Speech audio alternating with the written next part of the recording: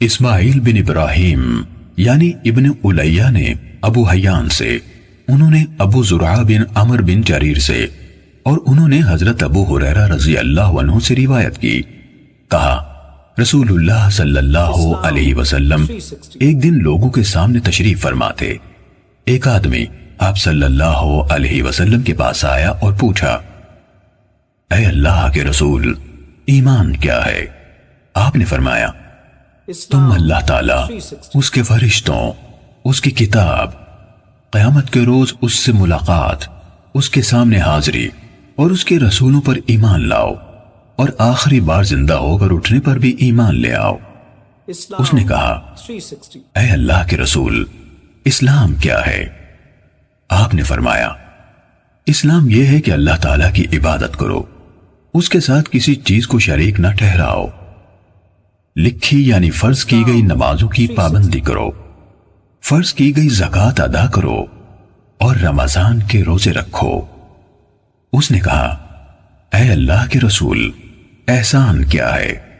آپ صلی اللہ علیہ وسلم نے فرمایا، اللہ تعالیٰ کی عبادت اس طرح کرو گویا تم اسے دیکھ رہے ہو، اور اگر تم اسے نہیں دیکھ رہے ہو تو وہ یقیناً تمہیں دیکھ رہا ہے۔ اس نے کہا، اے اللہ کے رسول، قیامت کب قائم ہوگی؟ آپ صلی اللہ علیہ وسلم نے فرمایا، جس سے سوال کیا گیا ہے وہ اس کے بارے میں پوچھنے والے سے زیادہ آگاہ نہیں، لیکن میں تمہیں قیامت کی نشانیاں بتا دیتا ہوں۔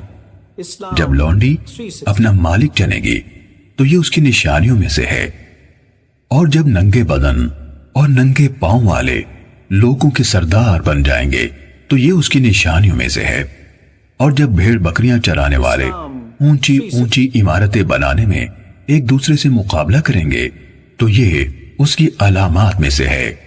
قیامت کے وقت کا علم ان 5 چیزوں میں سے ہے جنہیں اللہ تعالیٰ کے سوا کوئی نہیں جانتا ہے۔ پھر آپ صلی اللہ علیہ وسلم نے یہ آیت پڑھی، بے شک اللہ تعالیٰ ہی کے پاس قیامت کا علم ہے، وہی بارش برساتا ہے، اور وہی جانتا ہے کہ ارحام یعنی ماؤں کے پیٹوں میں کیا ہے۔ کوئی زیرو نہیں جانتا کہ وہ کل کیا کرے گا، نہ کسی متنفس کو یہ معلوم ہے کہ وہ زمین کے کس حصے میں فوت ہوگا۔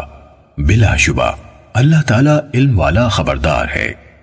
حضرت ابو ہریرہ رضی اللہ عنہ نے کہا، پھر وہ آدمی واپس چلا گیا تو رسول اللہ صلی اللہ علیہ وسلم نے فرمایا، اس آدمی کو میرے پاس واپس لاؤ۔